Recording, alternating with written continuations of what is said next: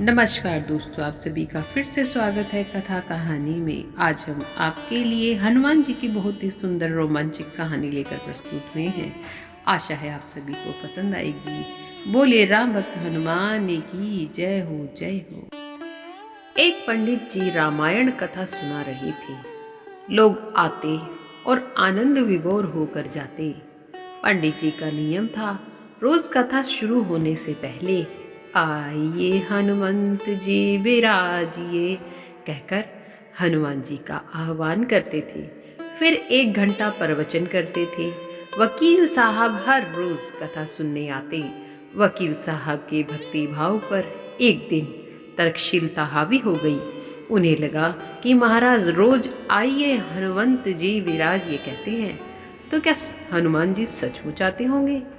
अतः वकील साहब ने पंडित जी से पूछ ही डाला, महाराज जी, आप रामायण की कथा बहुत अच्छी कहते हैं, हमें बड़ा रस आता है, परंतु आप जो गद्दी प्रतिदिन हनुमान जी को देते हैं, उस पर क्या हनुमान जी सचमुच विराजते हैं? पंडित जी ने कहा, हाँ, यह मेरा व्यक्तिगत विश्वास है कि राम कथा हो रही हो तो हनुमान जी अवश्य पधारते हैं। वकील ने कहा, महाराज, ऐसी बात नहीं बनेगी। हनुमान जी यहाँ आते हैं, इसका कोई सबूत दीजिए। आपको साबित करके दिखाना चाहिए कि हनुमान जी आपकी कथा सुनने आते हैं। महाराज जी ने बहुत समझाया कि भैया, आस्था को किसी सबूत की कसौटी पर नहीं कसना चाहिए। यह तो भक्त और भगवान के बीच का प्रेम रस है, व्यक्तिगत श्रद्धा का विषय है। आपको हो तो मैं प्रवचन करना बंद कर दूं या आप कथा में आना छोड़ दूं। लेकिन वकील नहीं माना। वो कहता ही रहा कि आप कई दिनों से दावा करते आ रहे हैं, यह बात और स्थानों पर भी कहते होंगे, इसलिए महाराज आपको तो साबित करना ही होगा कि हनुमान जी कथा सुनने आते हैं। इस तरह दोनों के बीच वाद विवाद होता रहा। मौखिक संघर्ष बढ़ता चला गया।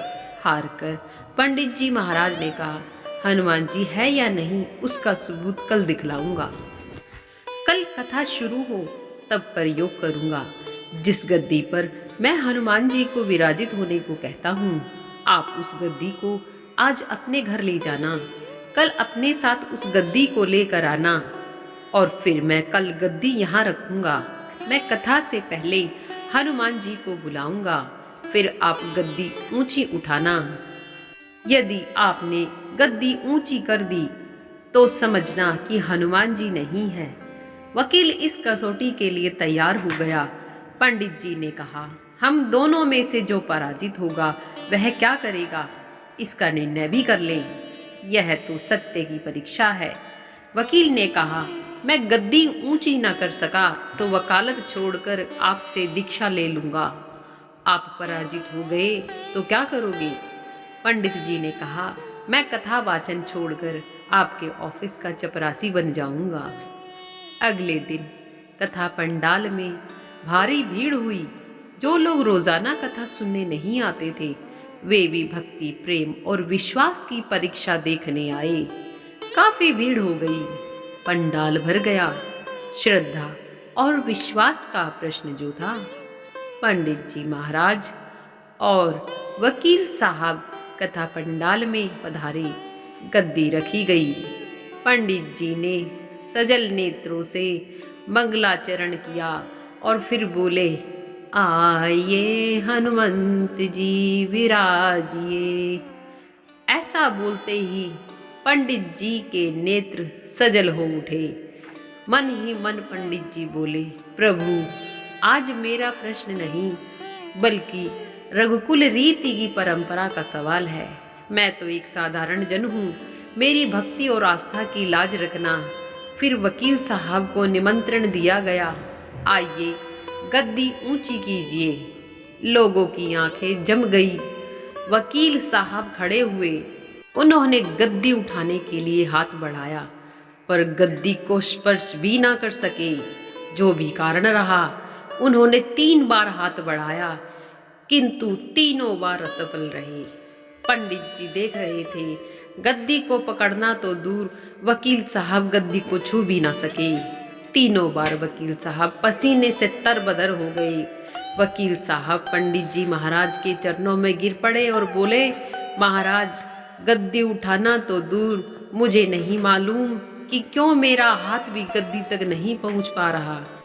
अतः मैं अपनी हार स्वीकार करता हूँ। कहते हैं कि श्रद्धा और भक्ति के साथ की गई आराधना में बहुत शक्ति होती है। मानो तो देव नहीं तो पत्थर, प्रभु की मूर्ति तो पाषाण की ही होती है, लेकिन भक्त के भाव से उसमें प्राण प्रतिष्ठा होती है तो प्रभु विराजते हैं। श्री राम जी की जय। हे नाथ, हे मेरे नाथ, आप कृपा के सागर हैं। जय बजरंग बली की। तो दोस्तों, इस कथा से हमें पता चलता है कि हमारी भक्ति में शक्ति होती है। आस्था हो तो हमें भगवान नजर आते हैं। हे प्रभु, कोई कमी हो तो उसके लिए क्षमा कीजिएगा।